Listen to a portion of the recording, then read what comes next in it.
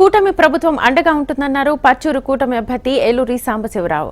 మట్టూరు మండలం బొల్తాపల్లి తాటివారిపాలెంలో ఆయన ఎన్నికల ప్రచారాన్ని నిర్వహించారు.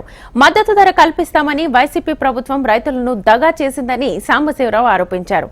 ప్రజల ఆస్తులు రక్షించాల్సిన ప్రభుత్వం అడ్డగోలుగా దోచుకునేందుకు ల్యాండ్ టైటిలింగ్ యాక్ట్ తీసుకొచ్చిందని అన్నారు.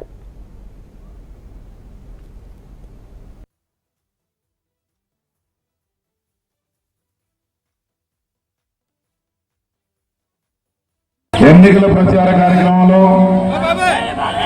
మీరందరూ పెద్ద ఎత్తున మీ సంఘీభావం తెలియజేసినందుకు మనస్ఫూర్తిగా మీ అందరికీ ధన్యవాదాలు కృతజ్ఞతలు తెలియజేస్తున్నాను. మనం అందరం కూడా ఆలోచించాల్సిన సమయం.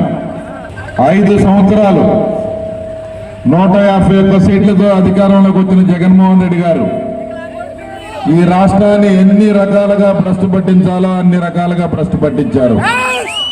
వాస్తవమేనా ఇది? ఈరోజు రాష్ట్రంలో ఉన్న సమస్యలు చెప్పుకుంటూ పోతే ఇంత చరిత్ర కలిగిన మన రాష్ట్రానికి మీ రాజధాని ఏది అంటే చెప్పలేని పరిస్థితి ఈరోజు రాష్ట్రం నెలకొంది. ప్రభుత్వం చేసే మద్యం వ్యాపారంలో ప్రభుత్వం అమ్మే మందు బ్రాండులు ఈ రోజు ఉన్నది రేపు ఉంటుందా అంటే అది కూడా చెప్పలేని పరిస్థితి. పోలవరం ప్రాజెక్టు యొక్క అస్థిరతాన్ని